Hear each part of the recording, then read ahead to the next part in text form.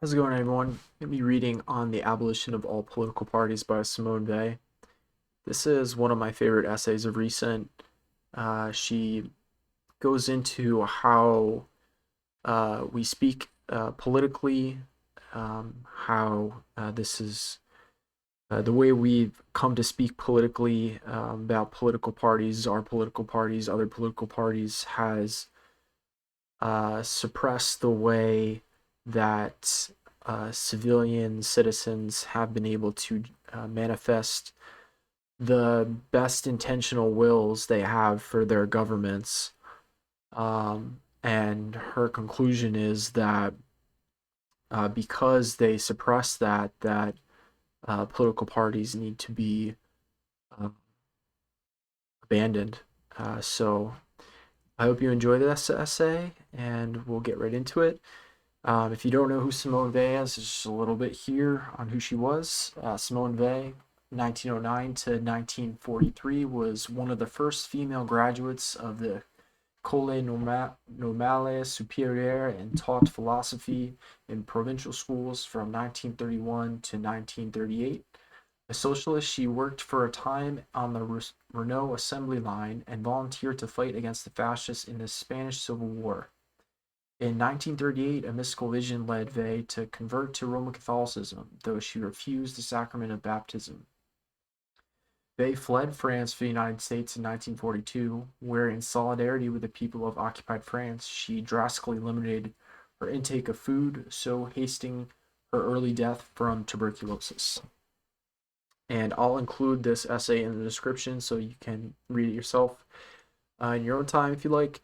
Um, Mentioning here that there's a great little essay at the end of this by Cislo Milo, famous poet, um, writing on the importance of Simone Weil. So, really highly recommend checking that out. But we're not going to get into it just for time's sake. And just wanted to show here what date this was written.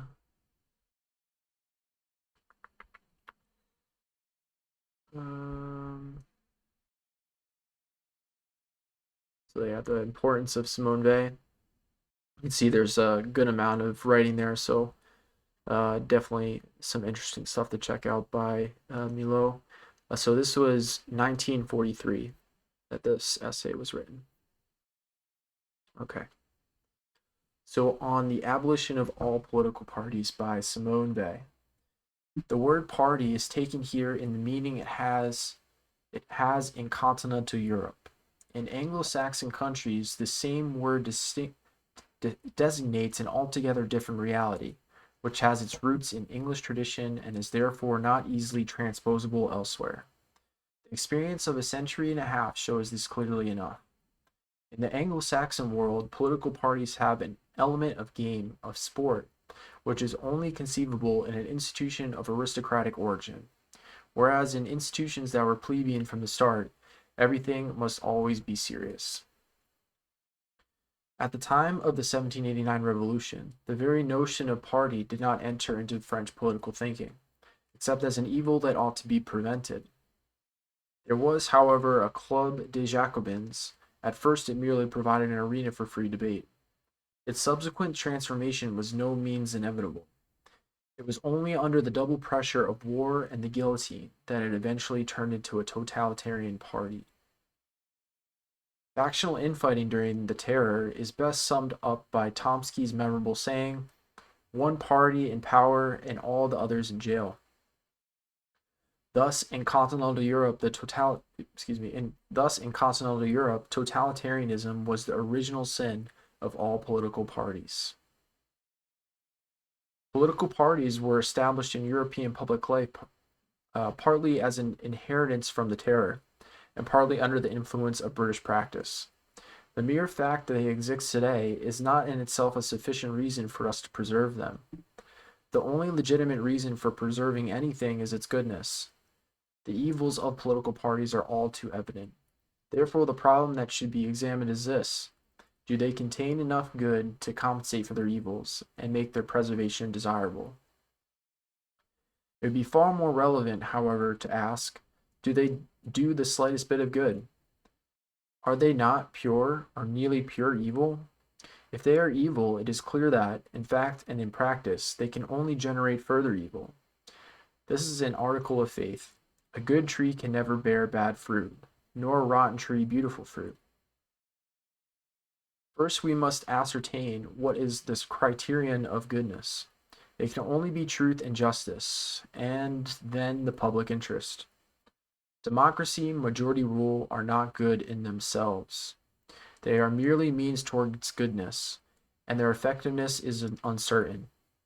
For instance, if instead of Hitler, it had been the Weimar Republic that decided, through a most rigorous democratic and legal process, to put the Jews in concentration camps and cruelly torture them to death, such measures would not have been one atom more legitimate than the present Nazi policies, and such a possibility is by no means far-fetched. Only what is just can be legitimate. In no circumstances can crime and mendacity ever be legitimate. Our Republican ideal was entirely developed by a notion originally expressed by Rousseau, the notion of the general will. However, the true meaning of this notion was lost almost from the start, because it is complex and demands a high level of attention. Few books are as beautiful, strong, clear-sighted, and articulate as La Contrat Sociale, with the exceptions of some of its chapters. It is also said that few books have exerted such an influence, and yet everything has happened, and still happens today, as if no one has ever read it. Rousseau took his starting point two premises. First, reason perceives and chooses what is just and innocently useful, whereas every crime is motivated by passion.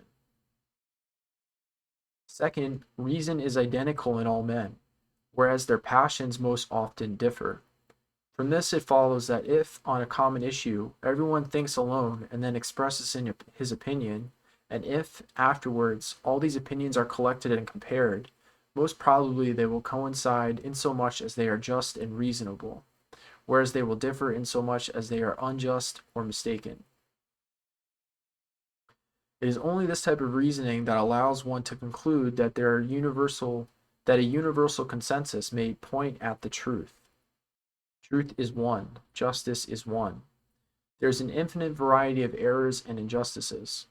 Thus all men converge on what is just and true, whereas mendacity and crime make them diverge without end.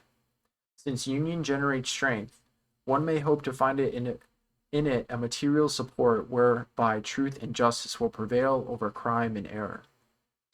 This, in turn, will require an appropriate mechanism. If democracy can prove such a mechanism, it is good. Otherwise, it is not.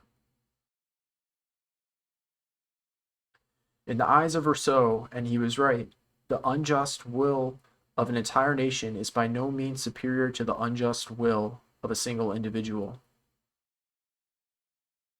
However, Rousseau also thought that, most of the time, the general will of a whole nation might in fact conform to justice, for the simple reason that individual passions will neutralize one another and act as mutual counterweights.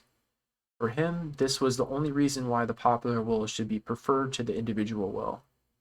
Similarly, a certain mass of water, even though it is made of particular particles in constant movement and endlessly colliding, achieves perfect balance and stillness. It reflects the images of objects with unfailing accuracy.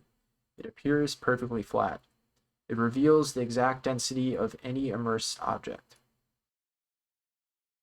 If individuals who are pushed to crime and mendacity by their passions can still form, in similar fashion, a people that is truthful and just, then it is appropriate for such a people to be sovereign. A democratic constitution is good if, first of all, it enables the people to achieve this state of equilibrium. Only then can the people's will be executed. The true spirit of 1789 consists in thinking, not that a thing is just because such is the people's will, but that, in certain conditions, the will of the people is more likely than any other will to conform to justice. In order to apply the notion of the general will, several conditions must first be met. Two of these are particularly important. First, at the time when the people become aware of their own intention and express it, there must not exist any form of collective passion. It is completely obvious that Rousseau's reasoning ceases to apply once collective passion comes into play. Rousseau himself knew this well. Collective passion is an infinitely more powerful compulsion to crime and mendacity than any individual passion. In this case, evil impulses, far from canceling one another out, multiply their force 1,000-fold. Their pressure becomes overwhelming. No one can withstand it, except perhaps a true saint. When water is set in motion by a violent impetus current, it ceases to reflect images. Its surface is no longer level. It can no more measure densities. Whether it is moved by a single current or by several conflicting ones, the disturbance is the same. When a country is in the grip of collective passion, it becomes unanimous in crime. If it becomes prey to 2 or 4 or 5 or 10 collective passions, it is divided among several criminal gangs. Divergent passions do not neutralize one another, as would be the case with a cluster of individual passions. There are too few of them, and each is too strong for any neutralization to take place. Competition exasperates them. They clash with infernal noise, and amid such din the fragile voices of justice and truth are drowned. When a country is moved by collective passion, the likelihood is that any individual will be closer to justice and reason than is the general will, or rather the caricature of the general will. The second condition is that the people should express their will regarding the problems of public life, and not merely choose among various individuals, or worse, among various irresponsible organizations, for the general will does not have the slightest connection with such choices. If, in 1789, there was to a certain degree a genuine expression of the general will, even though a system of people's representation had been adopted, for want of the ability to invent any alternative, it was only because they had something far more important than elections. All the living energies of the country, and the country was then overflowing with life, sought expression through means of the cahiers de revendications, statement of grievances. Most of those who were to become the people's representatives first became known through their participation in this process, and they retained the warmth of the experience. They could feel that the people were listening to the words, watching to see if their aspirations were being correctly interpreted.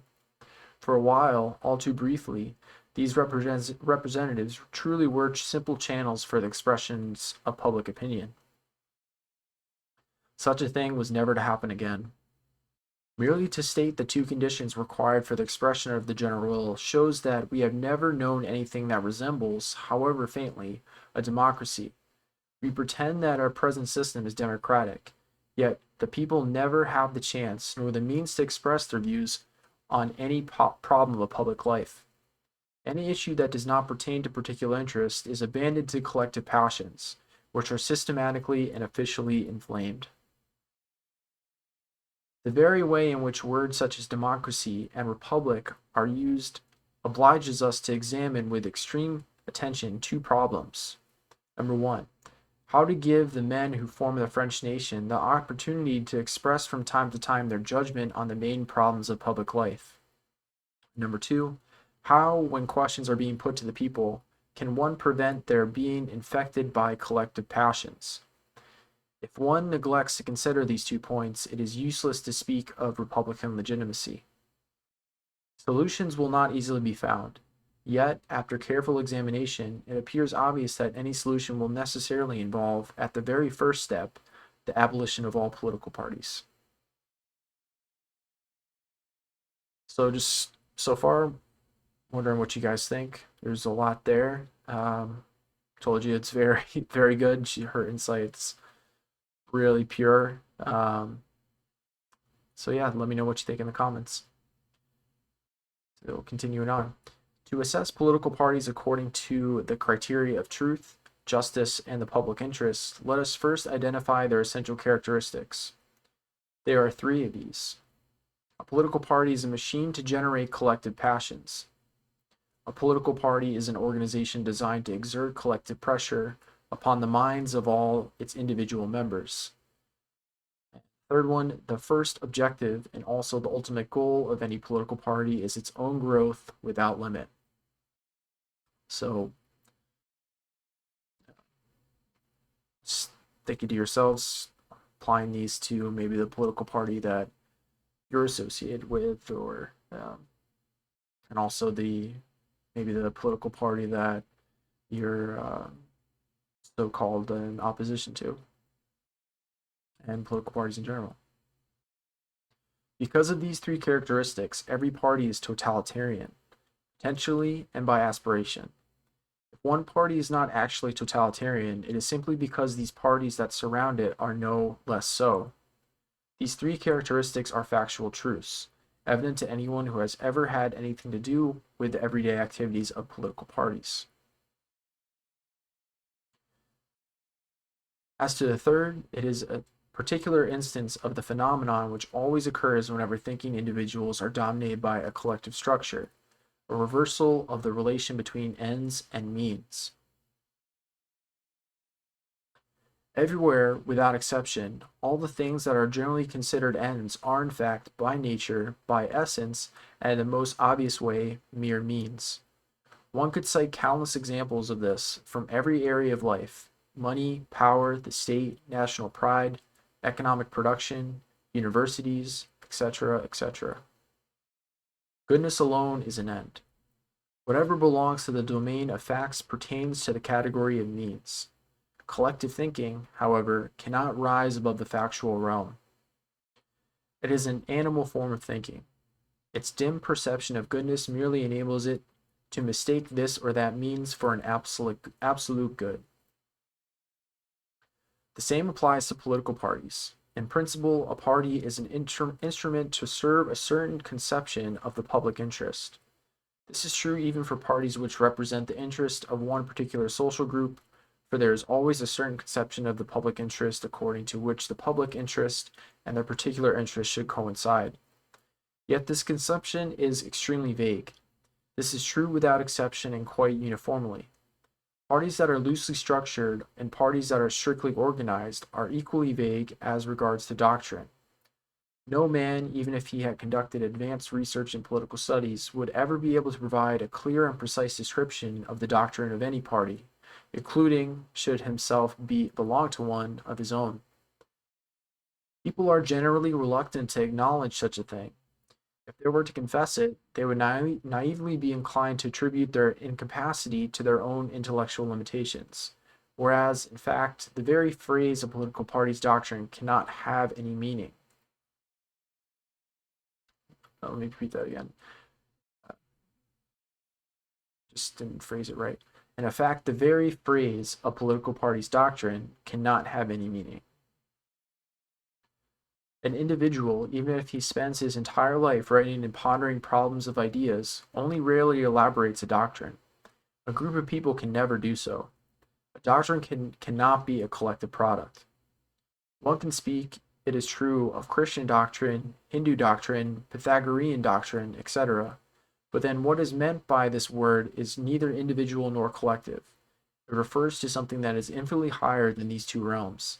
It is purely and simply the truth. The goal of a political party is something vague and unreal. If it were real, it would demand a great effort of attention, for the mind does not easily encompass the concept of the public interest. Conversely, the existence of the party is something concrete and obvious. It is perceived without any effort.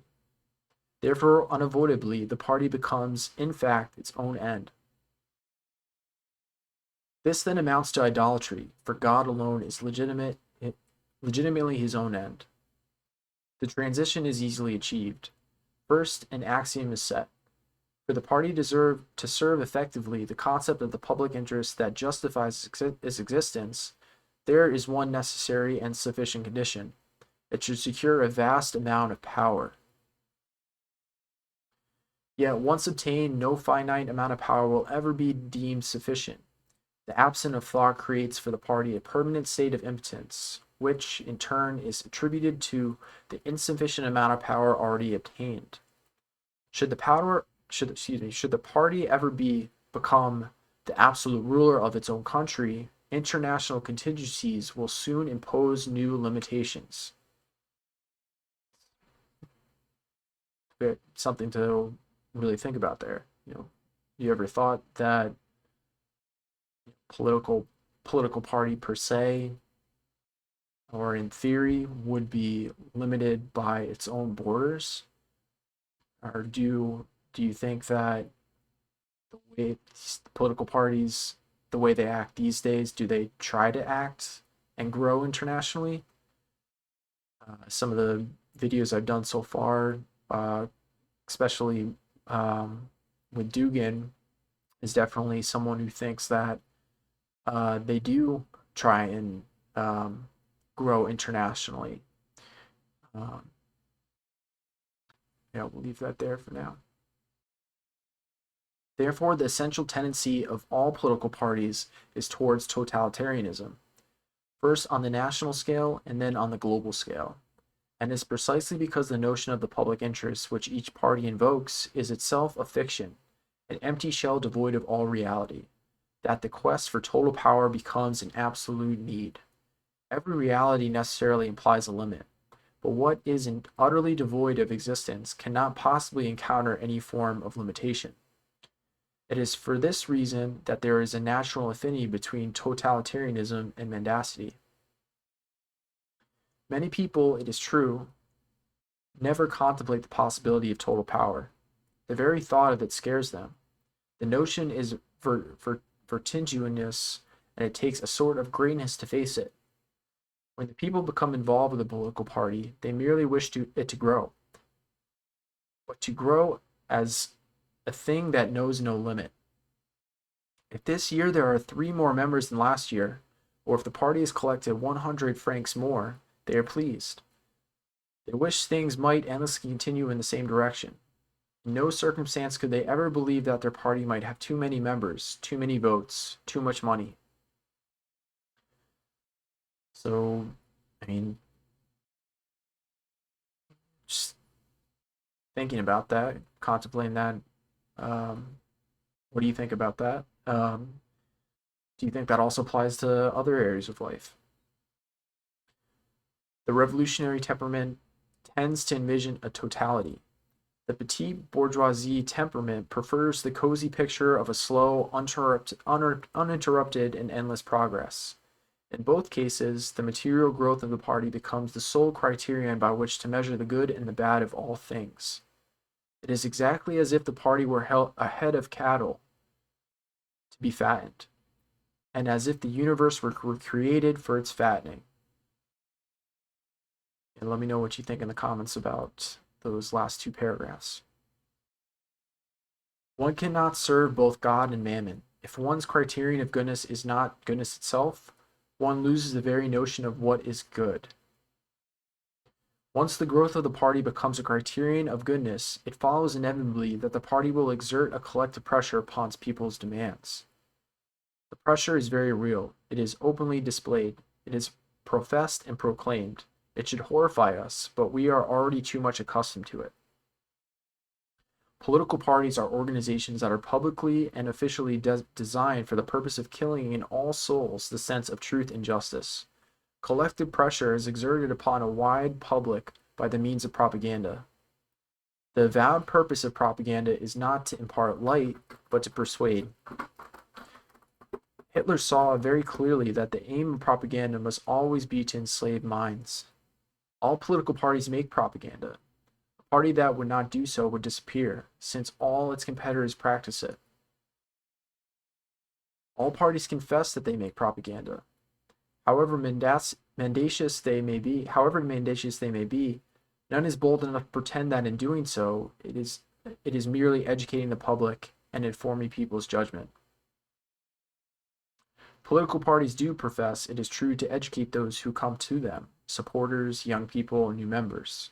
But this is a lie. It is not an education. It is a conditioning, a preparation for the far more rigorous ideological control imposed by the party upon its members. Just imagine if a member of the party, elected member of parliament, candidate, or simple activist, were to make a public commitment.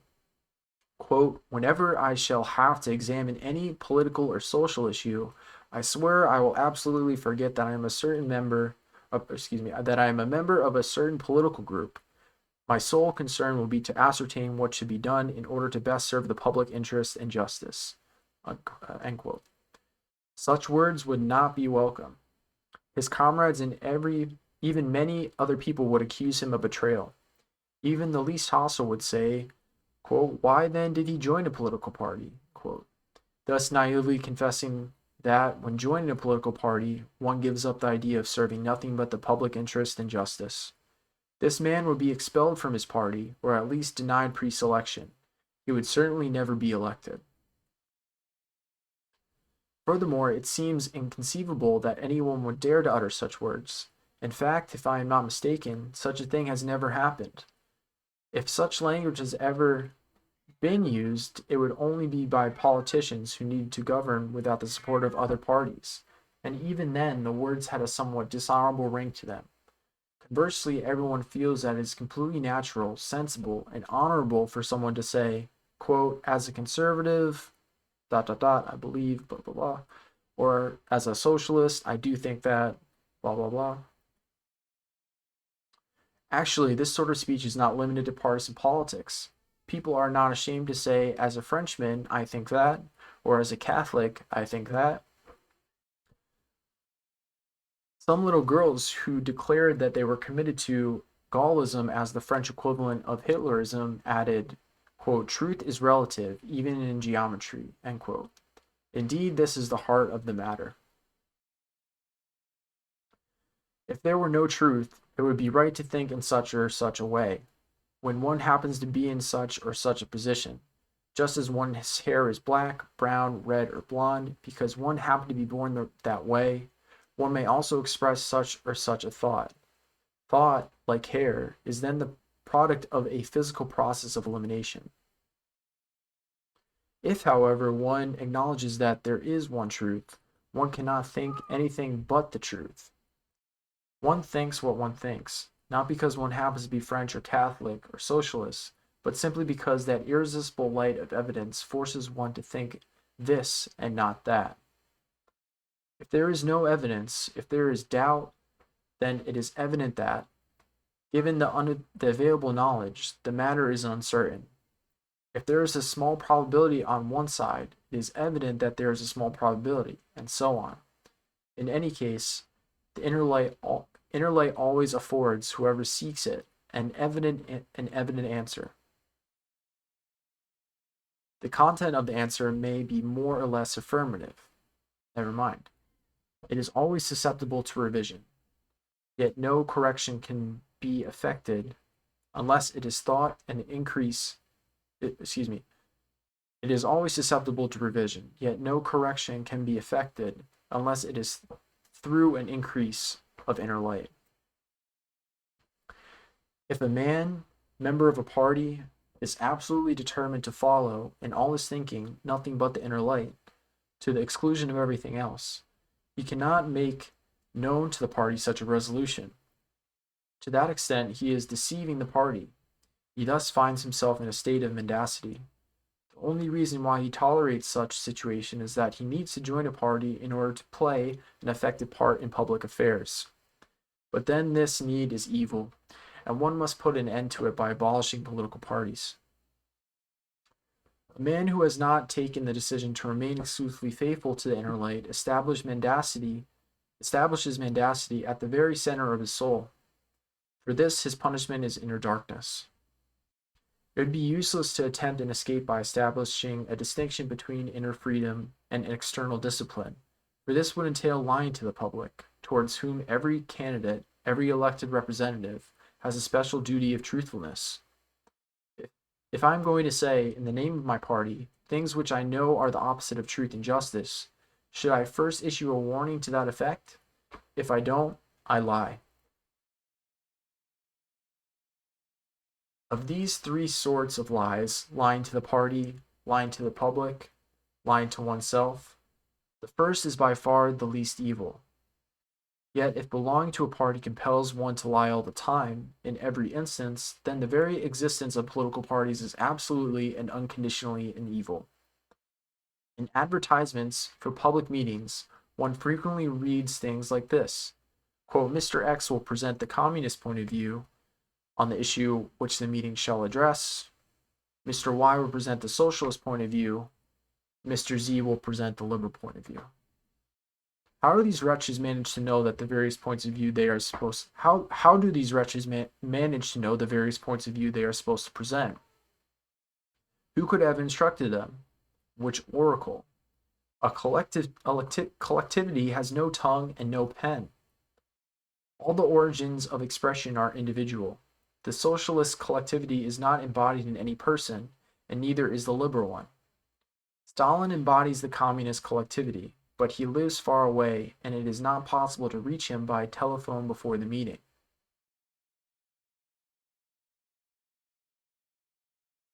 No, Mr. X, Mr. Y, Mr. Z each consulted themselves.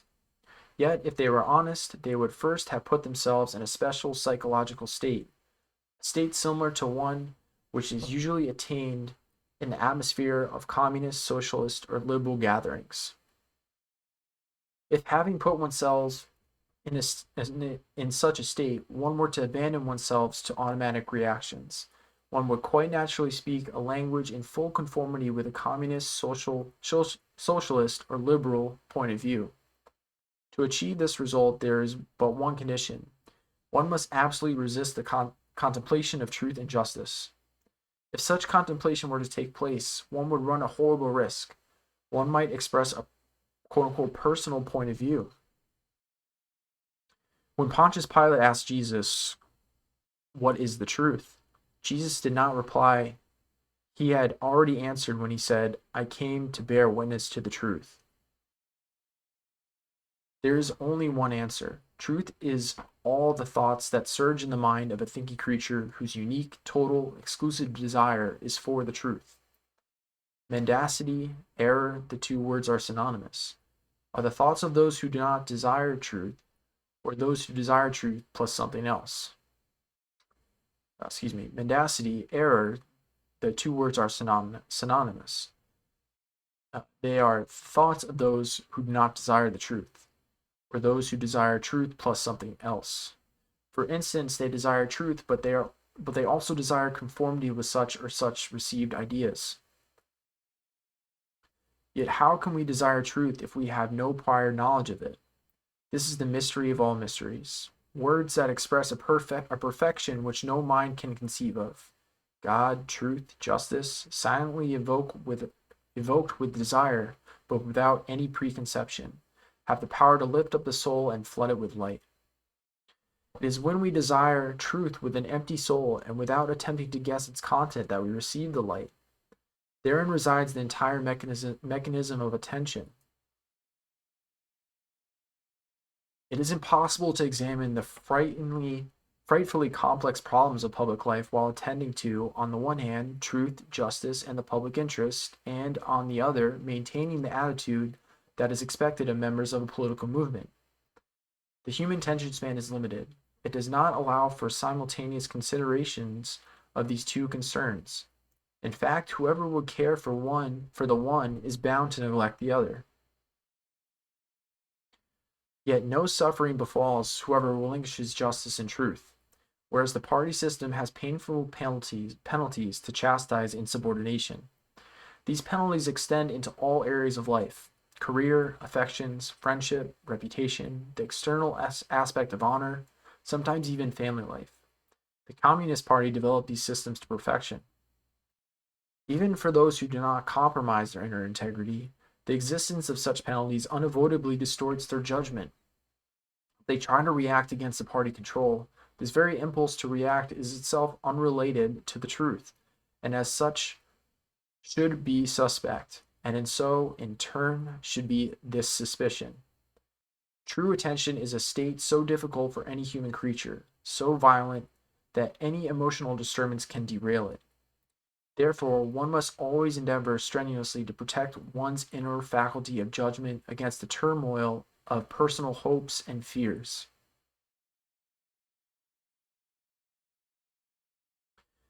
If a man undertakes extremely complex numerical calculations, knowing that he will be flogged every time he obtains an even number as the final result, he finds himself in an acute predicament. Something in the sensual part of his soul will induce him each time to give a slight twist to the calculations in order to obtain an odd number at the end. His wish to react may indeed lead him to find even numbers where there are none. Caught in this oscillation, his attention is no longer pure.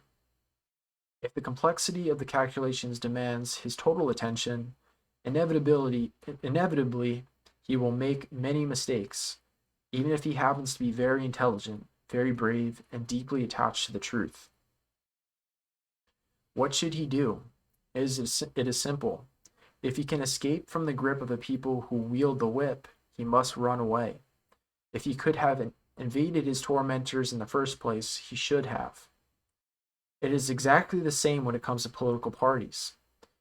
When a country has political parties, sooner or later it becomes impossible to intervene effectively in public affairs without joining a party and playing the game. Whoever is concerned for public affairs will wish his concern to bear fruit. Those who care about the public interest must either forget their concern and turn to other things, or submit to the grind of the parties. In the latter case, they shall experience worries that will soon supersede their original concern for public interest. Political parties are a marvelous mechanism, which on the national scale ensures that not a single mind can attend to the effort of perceiving in public affairs what is good, what is just, what is true. As a result, except for a very small number of fortuitous coincidences, nothing is decided, nothing is executed, but measures that run contrary to the public interest, to justice, and to truth. If one were to entrust the organization of public life to the devil, he could not invent a more clever device. If the present reality appears slightly less dark, it is only because political parties have not yet swallowed everything. But, in fact, is it truly less dark? Have recent events not shown that the situation is every bit as awful as I have just painted it? We must acknowledge that the mechanism of spiritual and intellectual oppression which characterizes political parties was historically introduced by the Catholic Church in its fight against heresy. A convert who joins the Church, or a faithful believer who, after inner deliberation, decides to remain in the Church, perceives what is true and good in Catholic dogma. However, as he crosses the threshold, he automatically registers his implicit acceptance of countless specific articles of faith which he cannot possibly have considered. To examine them all, a lifetime of study would not be sufficient, even for a person of superior intelligence and culture. How can anyone subscribe to statements the existence of which he is not even aware? By simply and unconditionally submitting to the authority which issued them. This is why St. Thomas Aquinas wished to have his affirmations supported only by the authority of the Church, to the exclusion of any other argumentation. Nothing more is needed for those who accept this authority, he said, and no other arguments will persuade those who reject it. Thus, the inner light of evidence, this capacity of perception given from above to the human soul in answer to its desire for truth, is disregarded or reduced to discharging menial chores instead of guiding the spiritual destiny of human creatures. The force that impels thought is no longer the open, unconditional desire for truth, but merely a desire to conform with pre-established teachings. That the church established by Christ could thus, to such a large extent, stifle the spirit of truth, in spite of the Inquisition, it failed to stifle it entirely, because mysticism always afforded a safe shelter, is a tragic irony. Many people remarked on it, though another tragic irony was less noticed. The stifling of the spirit by the Inquisitional regime provoked a revolt. And this revolt took an orientation that, in turn, fostered further stifling of the spirit. The Reformation and Renaissance humanism, twin products of this revolt, after 3 centuries of maturation, inspired in large part the spirit of 1789. This, after some delay, resulted in our democracy, based on the interplay of political parties, each of which is a smaller secular church that wields its own menace of excommunication. The influence of these parties has contaminated the entire mentality of our age. When someone joins a party, it is usually because he has perceived in the activities and propaganda of this party a number of things that appear to him just and good. Still, he has probably never studied the position of the party on all the problems of public life. When joining the party, he therefore also endorses a number of positions which he does not know. In fact, he submits his thinking to the authority of the party.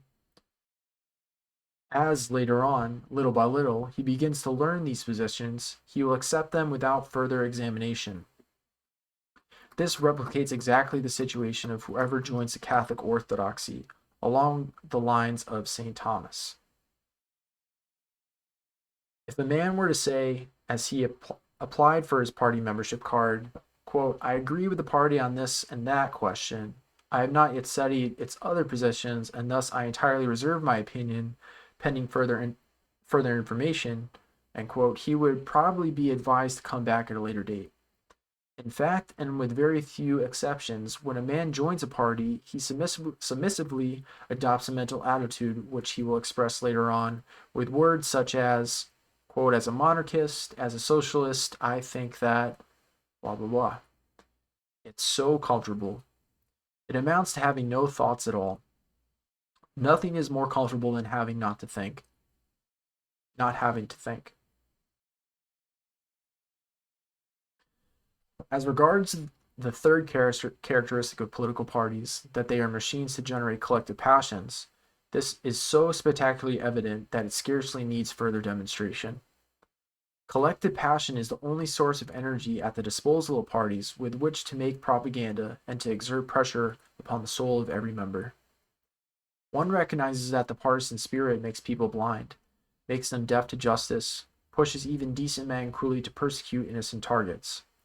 One recognizes it, and yet nobody suggests getting rid of the organizations that generate such evils. Intoxicating drugs are prohibited. Some people are nevertheless addicted to them. But there would be many more addicts if the state were to organize the sale of opium and cocaine in all tobacconists, accompanied by advertising posters to encourage consumption.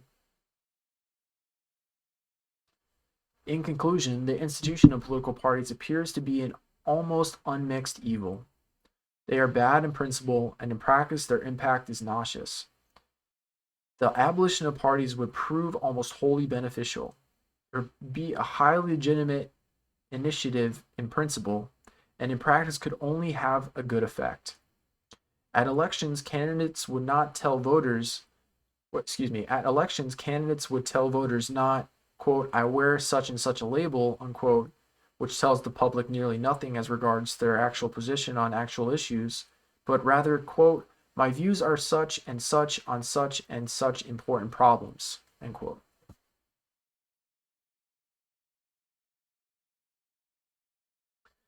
Elected politicians would associate and disassociate following the natural and changing flow of affinities. I may very well agree with Mr. A on the question of colonialism, yet disagree with him on the issue of agrarian ownership, and my relations with Mr. B may be the exact reverse. The artificial crystallization into political parties coincides so little with genuine affinities that a member of parliament would often find himself disagreeing with a colleague from within his own party, and in complete agreement with a politician from another party. How many times in Germany in 1932 might a communist and a Nazi conversing in the street have been struck by a sort of mental vertigo on discovering that they were in complete agreement on all issues? Outside Parliament, intellectual circles would naturally form around journals of political ideas. These circles should remain fluid. This fluidity is the hallmark of a circle based on natural affinities. It distinguishes a circle from a party and prevents it from exerting a nauseous influence. When one cultivates friendly relations with the director of a certain journal and with its regular contributors, when one occasionally writes for it, one can say that One could say that one is in touch with the journal and its circle, but one is not aware of being a part of it. There is no clear boundary between inside and outside. Further away, there are those who read the journal and happen to know one or two of its contributors. Further again, there are regular readers who derive inspiration from the journal. Further still, there are occasional readers, yet no one would ever think or say, quote, as a person related to such a journal, I do think that, blah, blah, blah, blah, blah.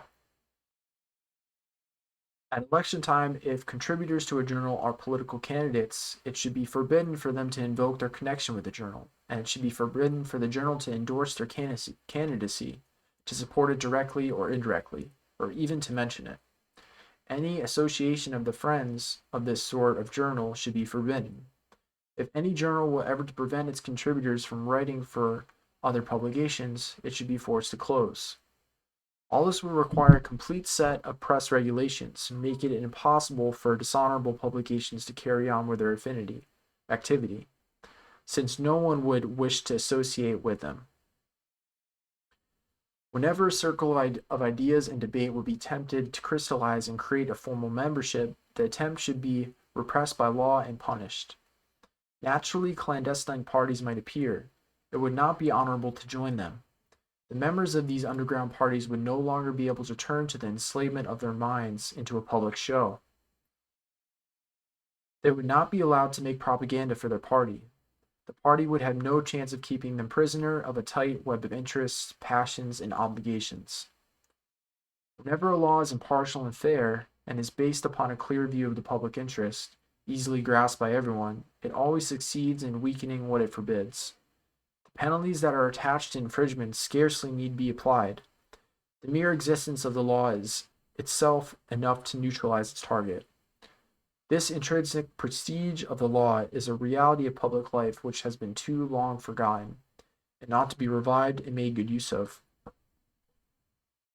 The existence of clandestine parties should not cause significant harm, especially compared with the disastrous effects of the activities of legal parties. Generally speaking, a careful examination reveals no inconveniences that would result from the abolition of political parties. Strange paradox. Measures like this, which present no inconvenience, are also the least likely to be adopted. People think, if it is so simple, why was it not done long ago? And yet, most often, great things are easy and simple. This particular measure would exert a healthy, cleansing influence well beyond the domain of public affairs, for the party spirit has infected everything. The institutions that regulate the public life of a country always influence the general mentality. Such is the prestige of power. People have progressively developed in the habit of thinking, in all domains, only in terms of being in favor of or against any opinion, and afterwards they seek arguments to support one of these two opinions. This is an exact transposition of the party spirit. Just as within political parties, there are some democratically minded people who accept a plurality of parties. Similarly, in the realm of opinion, there are broad-minded people willing to acknowledge the value of opinions which they disagree. They have completely lost the concept of true and false. Others, having taken a position in favor of a certain opinion, refuse to examine any dissenting view. This is a transposition of the totalitarian spirit. When Einstein visited France, all the people who were more or less belonged to the intellectual circles, including other scientists, divided themselves into two camps, for Einstein or against him. Any new scientific idea finds in the scientific world supporters and enemies, both sides inflamed to a deplorable degree with the partisan spirit. The intellectual world is permanently full of trends and factions in various stages of crystallization. In art and literature, this phenomenon is even more prevalent. Cubism and Surrealism were each a sort of party. Some people were Gideon and some Morazian. To achieve celebrity, it is useful to be surrounded by a gang of admirers, all possessed by the partisan spirit. In the same fashion, there was no great difference between being devoted to a party or being devoted to a church, or being devoted to anti-religion. One was in favor of or against belief in God, for or against Christianity, and so on. When talking about religion, the point was even reached where one spoke of quote-unquote militants. Even in school, one can think of no better way to stimulate the minds of children than to invite them to take sides, for or against. They are presented with a sentence from a great author and ask, "Do you agree? Yes or no?" Develop your arguments. At examination time, the poor wretches, having only 3 hours to write their dissertations, cannot, at the start, spare more than 5 minutes to decide whether they agree or not. And yet it would have been so easy to tell them, meditate on this text, and then express the ideas that come to your mind. Nearly everywhere, often even when dealing with purely technical problems, instead of thinking, one merely takes sides for or against. Such a choice replaces the activity of the mind. This is an intellectual leprosy. It is originated in the political world and then spread through the land, contaminating all forms of thinking. This leprosy is killing us. It is doubtful whether it can be cured without first starting with the abolition of all political parties. So that was Simone Weil's essay on the abolition of all political parties. I hope you enjoyed it. Got something out of it. There is a lot in there to think about. Let me know what you guys think in the comments. See you next time.